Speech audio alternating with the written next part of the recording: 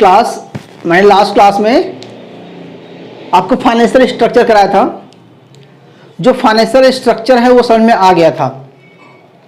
और आज हम आपको आपसे डिस्कस करेंगे फाइनेंशियल इंटरमीडिएटरीज क्या होते हैं, फाइनेंशियल वो इंस्टीट्यूशन जो इंटरमीडिएशन कैसे बनते हैं। मतलब कुल मिला के मुझे आज आपको मतलब फाइनेंशियल इंटरमीडिएटरीज कराना है और फाइनेंशियल इंटरमीडिएटरीज के टाइप्स क्या हैं और उसके एडवांटेज और डिसएडवांटेज क्या हैं। तो आपके रीडिंग में एडवांटेज है तो मैं आपको एडवांटेज ही कराऊंगा।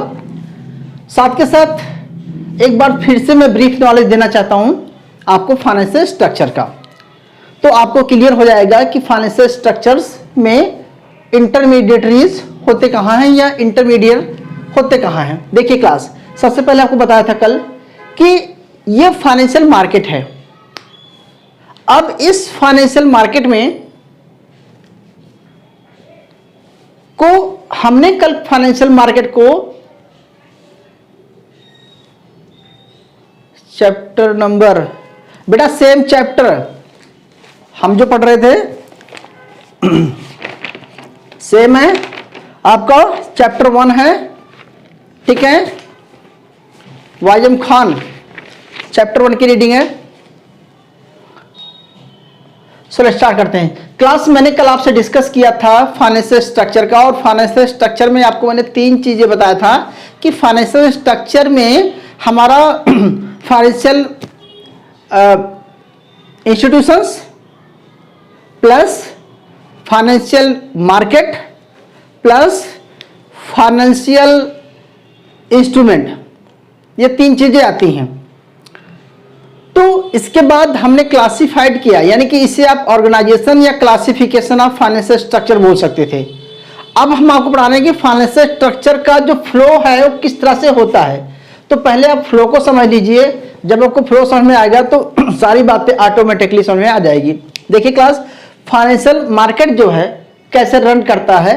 तो फाइनेंशियल मार्केट के सामने एक है, इधर देखिए मैंने इस साइड बनाया है कि बारोवर्स एंड स्पेंडर, यानी कि जो बारो करेगा वही स्पेंड करेगा। तो ये बारोवर स्पेंडर हो गए। और दूसरी साइड क्या है क्लास, लेंडर है और सर्वर है। मतलब जो बैंक्स, मतलब जो इंस्टीट्यूशन लैंड करेगा वो इंस्टीट्यूशन सेविंग भी करेगा। अच्छा, और वो इंस्टीट्यूशन दूसरे, जब जो आप बारो करते हैं तो बारो करने वाले इंस्टीट्यूशन क्या हैं, बिजनेस फर्म्स हो गए, गवर्नमेंट हो गया, हाउस होल्ड हो गया।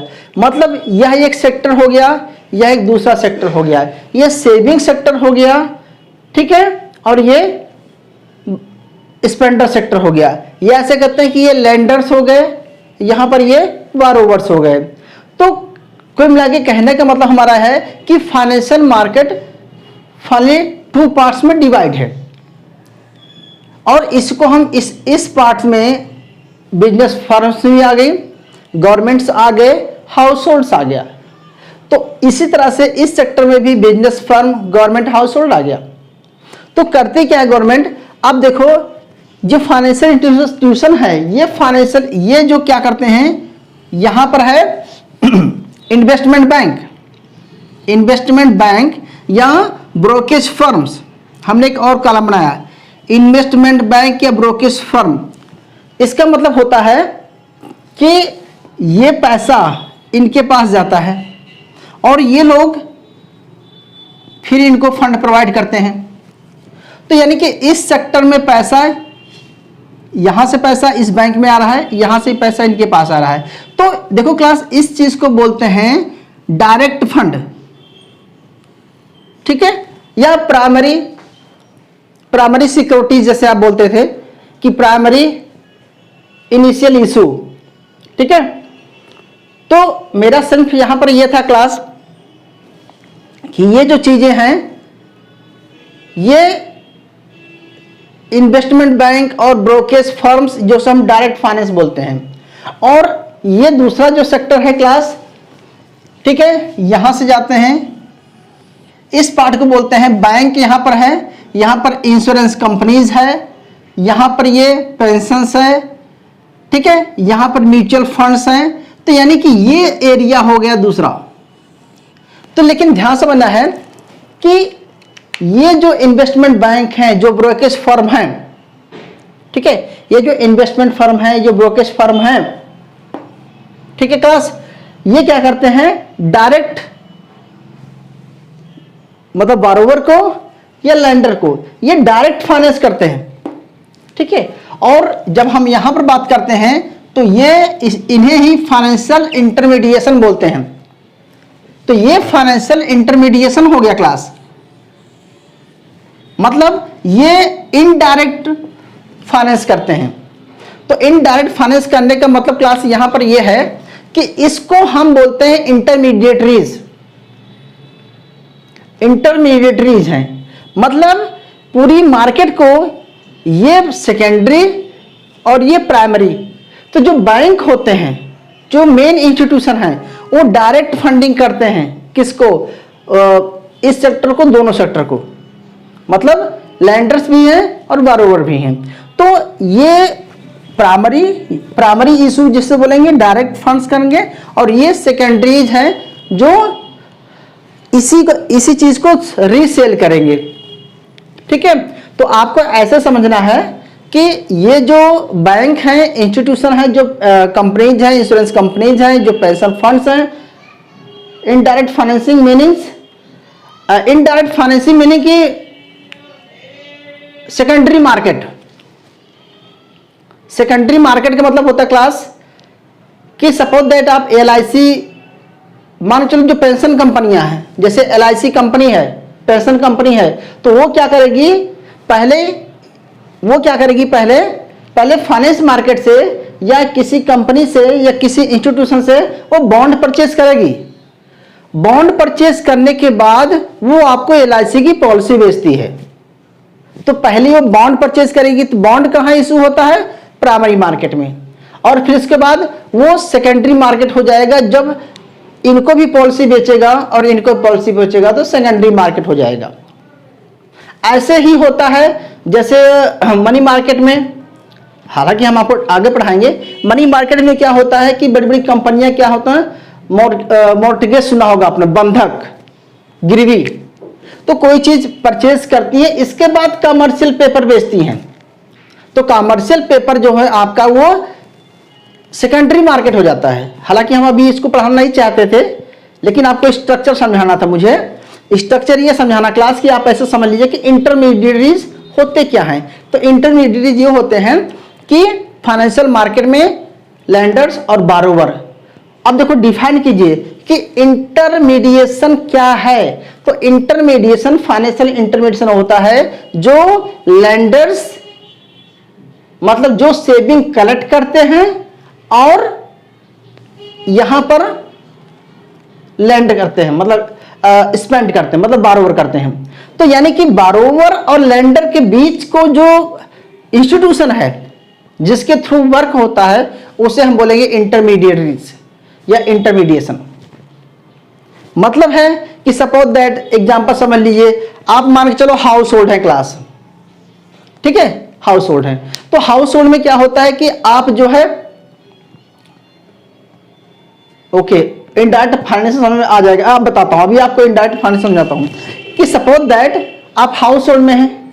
तो हाउस होल्ड में क्या होगा, आपकी इनकम आएगी क्लास। अब आपकी इनकम आएगी, आपकी जॉब है, तो आप जॉब को क्या करेंगे, कहीं ना कहीं सेव करेंगे। अब सेविंग करने के लिए सपोज दैट आपने बैंक में जमा कर दिया, ठीक है। जब आपने बैंक में पैसा जमा कर दिया तो बैंक क्या करेगा, फर्म को या गवर्नमेंट को क्या करेगा, लोन प्रोवाइड कर देगा। यहां आप जॉब करके आप कोई इंश्योरेंस पॉलिसी परचेज करेंगे और ये इंश्योरेंस पॉलिसी परचेज करेंगे। इंश्योरेंस पॉलिसी परचेज करने के बाद इसके पास पैसा आएगा, तो इस पैसे को वो आगे किसी पर्सन को लोन दे देगा। या ऐसा कर सकते हैं कि गवर्नमेंट क्या करती है, या बहुत सारे बिजनेस फर्में हैं, वो क्या करती हैं, वो इन्वेस्टमेंट करती हैं म्यूचुअल फंड में, पेंशन फंड में इन्वेस्टमेंट करेंगी। यानी कि जैसे मान लो म्यूचुअल फंड में पैसा गया, या आप ऐसा समझ लीजिए कि आप हाउस होल्ड हैं, आप म्यूचुअल फंड में पैसा लगाते हैं, तो म्यूचुअल फंड का पैसा इकट्ठा हो जाता है। उस पैसे को म्यूचुअल फंड, उस पैसे को कंपनी क्या करती है, उस पैसे को कंपनी जो है गवर्नमेंट को भी, फर्म को भी, किसी हाउस होल्ड को लोन दे देती है। तो कहने का मतलब है कि ये सेविंग यहां आ जाती है। तो या ये जो मतलब ये कोई पॉलिसी बेचते हैं तो आपकी सेविंग को कलेक्ट करते हैं और यहां इसको लोन देते हैं। तो कहने का मतलब ये प्राइमरी नहीं, प्राइमरी तो ये है, ठीक है, ये इसको डायरेक्ट होता है। डायरेक्ट का मतलब होता है कि आप बैंक में पैसा रख दिए, डायरेक्ट हो गया, ठीक है। लेकिन जब वो इंश्योरेंस कंपनी के पास गया तो मीडिएटर हो गया। अभी आपको समझ में नहीं आ रहा होगा, थोड़ा सा हम और जाएंगे, समझ में आ गया। तो अभी आपको सिंपल ये समझना है क्लास कि जब हम मीडिएटर की बात करेंगे, तो इसका मतलब होता है कि ये इनसे जुड़े हुए हैं। ये किसके मीडिएशन है, बारोवर और लेंडर का मीडिएटर है ये। या एक दूसरा एग्जांपल मैंने बनाया है, इसको समझ लीजिए। इसको समझाना है कि मान के चलो क्लास, सबसे ऊपर सेंट्रल बैंक होता है, ठीक है, और ये सेंट्रल बैंक क्या करेगा, सेंट्रल बैंक से पैसा आएगा किसके पास, बैंक के पास आता है, ठीक है। तो यहां पर बैंक क्या है, फाइनेंशियल इंटरमीडिएटरीज हो गया, ये फाइनेंशियल इंटरमीडिएटरीज है। तो इंटरमीडिएटरीज इसलिए हो गया इंटरमीडिएटरीज है, सर ब्लर हो रहा है, बस 1 मिनट ठीक हो जाएगा। तो ये बैंक जो है फाइनेंशियल इंटरमीडिएटरीज है। ब्लर आ रहा है,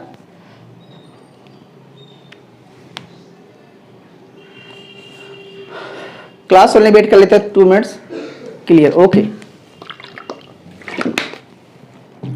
तो क्यों क्लास, कुछ नहीं करना है, सेंट्रल बैंक है, सेंट्रल बैंक के पास बैंक है, सेंट्रल बैंक के ऊपर बहुत सारे, सेंट्रल बैंक से बीच बीच में बहुत सारे, सेंट्रल बैंक के अंडर में बहुत सारे बैंक काम कर रहे हैं। तो यानी कि जो आरबीआई है उसके अंडर में जो बैंक है वो बैंक फाइनेंशियल इंटरमीडिएटरीज हो गया। क्यों हो गया इंटरमीडिएटरीज, क्योंकि वो सेविंग, आपकी सेविंग को क्या करता है, वो आपकी सेविंग बैंक में जा रही है। मतलब आप डिपॉजिटर हैं, आप लेंडर हैं।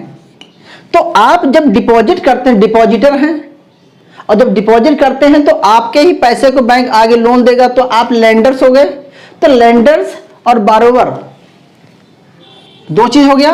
तो ये बैंक क्या करता है, आपके पैसे को किसी को उधार दे दिया और अपने बिहाफ पे दिया, क्योंकि इंटरेस्ट आपसे कमा रहा है।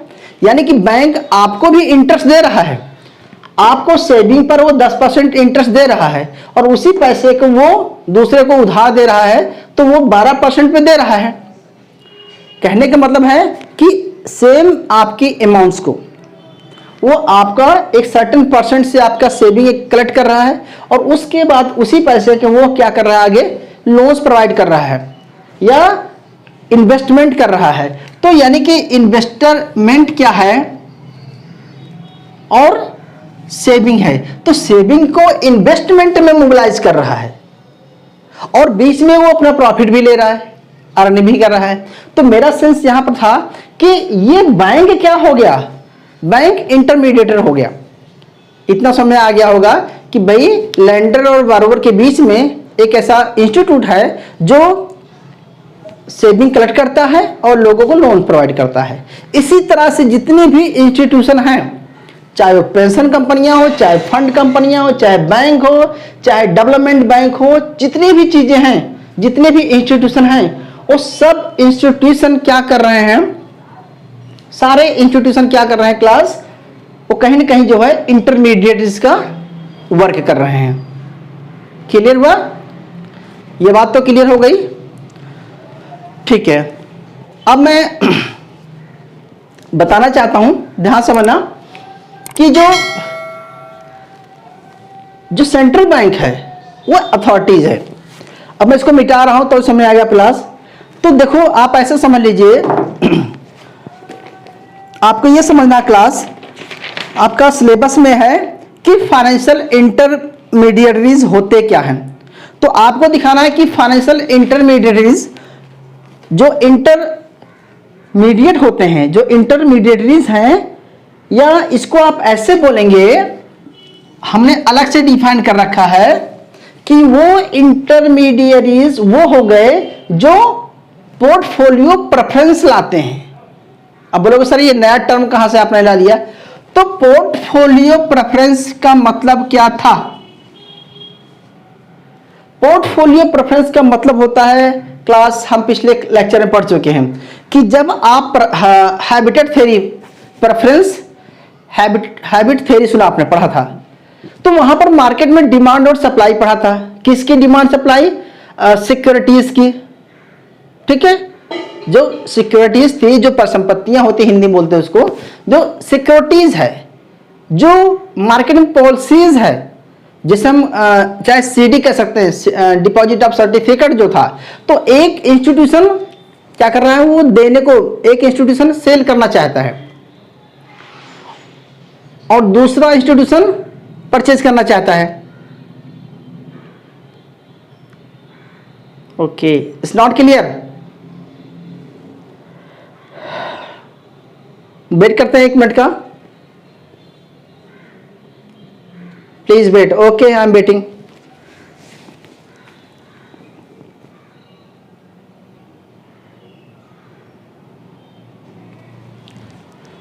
सो क्लास देखिए, एक बार समराइज कर देता हूं थोड़ा सा व्यू, थोड़ा नेटवर्क प्रॉब्लम है आज। देखिए, फाइनेंशियल इंटरमीडिएटरीज होते हैं, सो फाइनेंशियल इंटरमीडिएट वो होते हैं क्लास जो पोर्टफोलियो प्रेफरेंसेस लाते हैं। पोर्टफोलियो प्रेफरेंसेस का मतलब है कि जो इन्वेस्टर है और जो लेंडर है, मतलब जो सेविंग, मतलब मान के चलो आपने पढ़ा था बहुत सारे, मतलब मान के चलो LIC की पॉलिसी बेच रहा है, तो LIC जो पॉलिसी बेचना चाहती है और जो LIC परचेज करना चाहता है, तो यानी कि एक बारोवर है, एक लेंडर है। ठीक है, एक सेलर है, एक बायर है। तो जो पॉलिसीज मार्केट में सेल होगी वो किसके थ्रू सेल हो रही है? वो सेल हो रही है इंटरमीडिएटरीज के थ्रू। तो इसे बोलेंगे कि उसका मेन काम है वो पोर्टफोलियो प्रेफरेंस को दिखाता है। दूसरा कहते हैं फंड ट्रांसफर। वो क्या कर रहा है? वो फंड यहां से यहां ट्रांसफर कर रहा है। और ये लोग क्या करते हैं? ये लोग क्या करेंगे? फिर से प्राइमरी मार्केट में परचेज करेंगे और फिर प्राइमरी मार्केट परचेज करेंगे। इसके बाद ये पैसा फिर से यहां जाता है, तो फिर से ये पैसा इंटरमीडिएटरीज के पास जाता है, इंटरमीडिएटरीज के पास से पैसा फ्री होता है, तो फंड का फ्लो हो रहा है। प्रेफरेंस और पर्टिकुलर सिक्योरिटी। यस, प्रेफरेंस का मतलब होता है पर्टिकुलर सिक्योरिटीज को जो सेल कराता है, मतलब आपकी प्रेफरेंस है। सपोज दैट मेरी प्रेफरेंस है कि मैं 2 साल के लिए पॉलिसी लेना चाहता हूं और मैं कम रेट पे, मतलब कम इंटरेस्ट रेट पे पॉलिसी लेना चाहता हूं, या मुझे हाई यील्डिंग चाहिए या कम प्रीमियम पर हाई यील्डिंग मुझे चाहिए। तो ये जो बड़ी बड़ी इंस्टीट्यूशन कंपनियां हैं, ये अलग अलग तरह की पॉलिसी सेल करती हैं। क्यों? क्योंकि ये सेकेंडरी मार्केट है, ये कम से कम रेट पे अच्छा सा अच्छा मार्जिन देती हैं। तो ये आपकी प्रेफरेंस को कहने मतलब है कि ये पोर्टफोलियो प्रेफरेंस का काम करती हैं। अच्छा, पोर्टफोलियो का मतलब क्या होता है? What do mean portfolio? तो पोर्टफोलियो होता है कि ऑलरेडी किसी इंस्टीट्यूशन का, किसी भी बैंक का, किसी भी फाइनेंशियल कंपनी का, किसी भी यानी कि गवर्नमेंट का, कहीं भी जाकर के जब उसका कोई पॉलिसी परचेज करते हैं, ठीक है, जब उसके पॉलिसी परचेज करते हैं या उसका शेयर परचेज करते हैं, तो वो कहलाता है पोर्टफोलियो। पोर्टफोलियो क्या होता है? आप किसी इंस्टीट्यूशन का पॉलिसी परचेज करते हैं तो इसका मतलब है कि मेरा पोर्टफोलियो है, तो आपका एक पर्टिकुलर पोर्टफोलियो बन जाता है। ठीक है, तो दूसरा है बेटा जी, ये surplus of fund, surplus unit of fund. Surplus unit of fund की जो भी इसके सेविंग है, आपके पास सेविंग कहां से आएगी? जो आपने जॉब किया, कुछ किया, तो आपकी सेविंग Y माइनस C जो सेविंग आएगी, उस सेविंग को ये क्या करते हैं? कलेक्ट करते हैं। कैसे? न्यू ऑफर दे करके, न्यू पॉलिसी ला करके। मतलब जो पॉलिसी तो है ही है, मतलब वो ये जो सेकेंडरी मार्केट है ये सेल करती है पॉलिसीज को। ठीक है, तो इससे क्या होगा कि surplus of unit of firm, इससे हम बोलेंगे कैपिटल फॉर्मेशन होता है इससे। ठीक है, अगला बोलेंगे फ्लो ऑफ सेविंग। तो ये देखो फ्लो ऑफ सेविंग है, ये सेविंग का फ्लो कहां कहां से जा रहा है। पूरी मार्केट में सेविंग का फ्लो करने के लिए हम ये बोलेंगे इंटरमीडियरीज होते हैं। अगला है, देखो एक वर्ड लिखा हुआ आपकी बुक में, ट्रांसम्यूसिएशन। ट्रांस, आप पेज पे देखना, पेज नंबर 111 पे है, 111 पे, 111 पे है। ट्रांसम्यूशन इफेक्ट, या ट्रांसम्यूशन इफेक्ट क्या होता है कि ये इफेक्ट दिखाता है, ये जैसे आपने पढ़ा था वो मॉनेटरी पॉलिसी में ट्रांसमिशन इफेक्ट पढ़ा था, मॉनेटरी ट्रांसमिशन पढ़ा था कि बैंक रेट घटाएगा तो कैसे कैसे इंटरेस्ट रेट फॉल होगा तो दूसरी मार्केट इफेक्ट करेगी, तीसरी मार्केट इफेक्ट करेगी। ठीक है, तो फाइनल टारगेट कैसे मिलता था। तो यहां पर भी है कि इंटरमीडिएट्स क्या करते हैं, सेविंग को फ्लो कराते हैं। जो सेविंग का फ्लो है जिससे कैपिटल फॉर्मेशन बोलता है, उसी को हम बोलते हैं ट्रांसम्यूशन इफेक्ट। ठीक है, और दूसरी बात कि ये इनडायरेक्ट सिक्योरिटी सेल करती हैं। तो देखो अब आपको डिफाइन करना है कि इंटरमीडियरीज होते क्या हैं। तो आपको बताना है कि जो इंटरमीडियरीज होते हैं वो ये होते हैं जो लैंडर्स और बारोवर के बीच में इंटरलिंक करते हैं। दूसरी बात, जो पोर्टफोलियो क्रिएट करते हैं, जो ट्रांसफर करते हैं, जो सेविंग कैपिटल फॉर्मेशन करते हैं, जो फ्लो ऑफ सेविंग को ड्राइव करते हैं, फ्लो ऑफ सेविंग को भी ड्राइव करते हैं, क्योंकि लोगों की सेविंग निकालने के लिए नई नई पॉलिसीज लाते हैं, और ये इनडायरेक्ट सिक्योरिटी को सेल करते हैं। तो ये ऐसे इंस्टीट्यूशन को हम बोलेंगे फाइनेंशियल इंटरमीडियरीज। ओके, अब फाइनेंशियल इंटरमीडियरीज होते कौन कौन से हैं, इनके टाइप कौन कौन से होते हैं, तो आपको बताना है व्हाट आर द टाइप्स। तो आपके बुक में क्लास सिर्फ ओनली 4 टाइप दिया गया है। तो पहला है, देख सकते हैं आप, सबसे पहले ये बोला है कि कमर्शियल बैंक। ठीक है, पहला है कमर्शियल बैंक। तो कमर्शियल बैंक क्या होते हैं, वो इसका एग्जांपल मैंने यहां बना दिया है, ये कमर्शियल बैंक होते हैं। तो इसी एग्जांपल को बोलेंगे कि कमर्शियल बैंक किस तरह से वर्क करते हैं। कमर्शियल बैंक ऐसा होता है क्लास कि मान चलो कमर्शियल बैंक में आप पैसा जमा करते हैं, आप एफडी लेते हैं, आप एफडी का पैसा है 10 साल बाद 20 साल बाद निकालेंगे, तो उस पैसे को क्या करते हैं, वो इन कंपनियों को, बड़ी बड़ी कंपनियों को, फर्मों को क्या कहते हैं, वो आगे लोन्स प्रोवाइड कर देते हैं। तो यानी कि आपका पैसा यहां जमा हुआ, ठीक है, बैंक के पास गया और ये प्राइमरी इशू किया, सेकेंडरी के पास गया। कहने का मतलब ये है कि कमर्शियल बैंक भी नॉन फाइनेंशियल, मतलब कमर्शियल बैंक भी जो है इंटरमीडियरीज हो गया। अगला है नॉन बैंकिंग फाइनेंशियल कॉर्पोरेशंस। आपको बताए थे कल कि बहुत सारी नॉन बैंकिंग फाइनेंशियल कॉर्पोरेशंस होते हैं, और नॉन बैंकिंग फाइनेंशियल कॉर्पोरेशंस के जो टाइप्स थे कल क्लास हम डिस्कस किए थे, जैसे हाउसिंग फाइनेंस कंपनीज हो गई हैं, बहुत सारी हैं, क्रेडिट रेटिंग एजेंसी होती हैं बहुत सारी। तो इसको हम अलग से चैप्टर पढ़ेंगे नॉन बैंक फाइनेंशियल कॉर्पोरेशन का। लेकिन अभी आपको बता देना चाहता हूं कि जो जैसे पेंशन कंपनीज हैं, जैसे IRDA है, या मतलब इसका जो IRDA है, मतलब वो तो हेड इंस्टीट्यूशन है आप इंश्योरेंस कंपनी का। तो नॉन बैंकिंग फाइनेंशियल कंपनी में बहुत सारी और भी कंपनी है, जैसे LIC है, ठीक है, GIC है, या इसके अलावा म्यूचुअल फंड कंपनियां हैं। तो ये सारी कंपनियां इसमें आ जाती हैं। ठीक है, या अलग से हमने और बताया है कि म्यूचुअल फंड, ठीक है। तो जो जितनी भी म्यूचुअल फंड कंपनियां हैं, ICI, टाटा, जितनी भी हैं, इसको भी हम नॉन क्या बोलेंगे, इसको भी हम नॉन इंटरमीडियरीज बोलेंगे। अगला है class insurance agency, insurance organisation. तो देखो आप बोलेंगे सर कि आपने तो इसमें भी बोल दिया आपने कि इंश्योरेंस इसमें भी आता है, तो यस ये भी है, तो इन्होंने अलग से बना दिया है।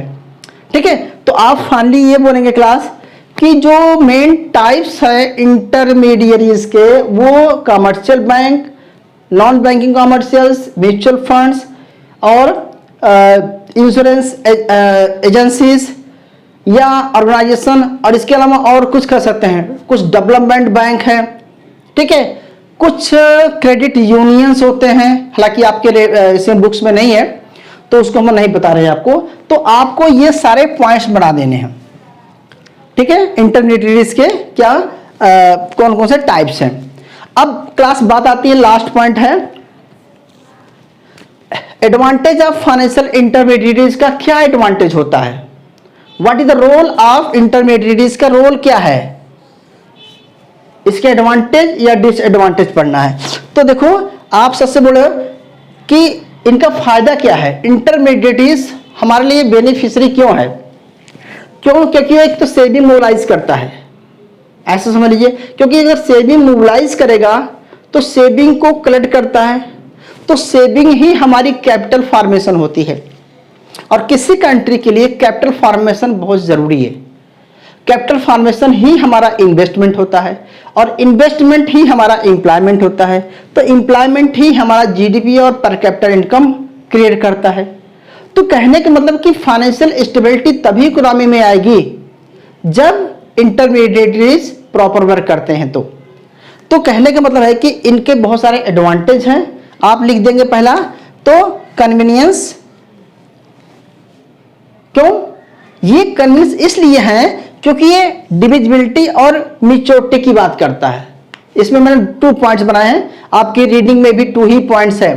एक होता है डिविजिबिलिटी, मतलब है कि बड़ी बड़ी कंपनियां जो होती हैं वो बहुत हाई इंटरेस्ट रेट पे लोन देती हैं। अगर आपको मतलब जैसे कि आपको 1 लाख रुपए का लोन लेना है या 2 लाख का लेना है, तब तो बड़ी बड़ी कंपनियां दे देती हैं, ठीक है। लेकिन आपको अगर 2000, 4000, 10,000 स्मॉल बिजनेसमैन हैं, स्मॉल एंटरप्रेन्योर हैं, स्मॉल इन्वेस्टर हैं, तो आपको लोन्स अवेलेबिलिटी मुश्किल हो जाती है। तो इस केस में ये छोटी छोटी कंपनियां हैं, चिटफट कंपनियां हैं, ये आपको फंड अवेलेबल करा देती हैं 2 महीने के लिए, 6 महीने के लिए, 7 मंथ के लिए। तो ये टाइम के अकॉर्डिंग और मनी के अकॉर्डिंग, अमाउंट के अकॉर्डिंग, सबके अकॉर्डिंग ये फ्लेक्सिबल हैं, इजी तरीके से मिल जाता है। दूसरा है मैच्योरिटी पीरियड, इसमें मैच्योरिटी आसानी से मिल जाती है। बड़ी बड़ी कंपनियों में अगर आपका मैच्योरिटी हो भी जाता है LIC, तो आप अपना फंड लेने के लिए बहुत टाइम लगा देती हैं। लेकिन ये क्या करती हैं, ये साथ के साथ मैच्योरिटी होते ही आपका अवेलेबिलिटी जल्दी अवेलेबल हो जाता है, लिक्विडिटी अवेलेबिलिटी हो जाती है, कैश अवेलेबल हो जाता है। दूसरी बात कि अगर आप इनके थ्रू पॉलिसी परचेज किए हैं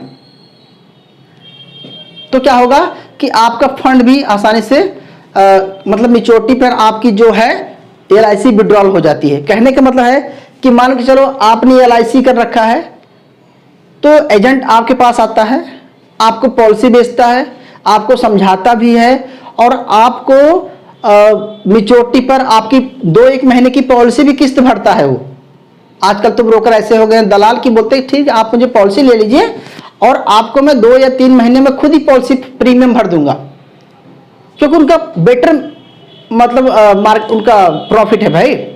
तो यानी कि आपको पॉलिसी बेचने के लिए वो अगर आपका 1-2 पॉलिसी नहीं भी भर पाते हैं, ठीक है, तो अगली पॉलिसी में आप उसका बहुत कम प्रीमियम से इंटरेस्ट बढ़ता है। तो यानी कि कहना है ये कि ये कन्वीनियंस है। दूसरा है बेटा लोअर रिस्क। अगर आप ये जो बड़ी बड़ी इंटरमीडिएशन हो जाते हैं, ये क्या करते हैं, डाइवर्सिफिकेशन है। डाइवर्सिफिकेशन का मतलब होता है कि ये कंपनियां बहुत सारी ऐसी पॉलिसीज बेचती हैं जिसमें रिस्क नहीं होता, रिस्क बहुत कम होता है, डूबने के चांस बहुत कम होते हैं। क्यों, कि इनके पास अलग अलग ब्रांड की अलग अलग टाइम मैच्योरिटी पर, अलग अलग इंटरेस्ट रेट पे स्मॉल इन्वेस्टर के लिए और बड़े इन्वेस्टर के लिए बड़ी बड़ी पॉलिसीज होती हैं। अब बात दूसरी है कि नीरव मोदी इतना पैसा लेके भाग गए, ठीक है, तो उससे जो है पूरी उस बैंक का पूरा समझे ना, बैंक का लॉस, बैंक के जो और जो एम्प्लॉई हैं, ठीक है, एक्सेप्शनल केसेस है। अगला class expert management.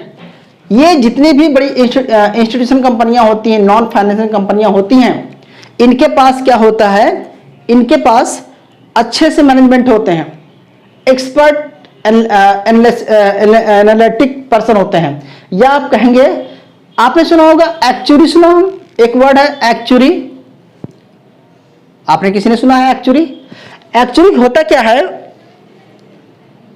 Yes sir, okay, ठीक है। तो वो क्या करते हैं कि ये लोग अनुमान लगाते हैं, एक्सपर्ट से अनुमान लगा लेते हैं कि मार्केट में क्या फ्लक्चुएशन जाएगा, कितना प्रीमियम रखा जाए जिससे लोग परचेज करेंगे, या इस प्रीमियम पर कितना प्रॉफिट आने वाला है, या कितने लोग पॉलिसी परचेज कर सकते हैं, कितना मतलब कितने टाइम के लिए रखा जाए। तो ये सारा डिसीजन जो है वो एक्चुअली करता है।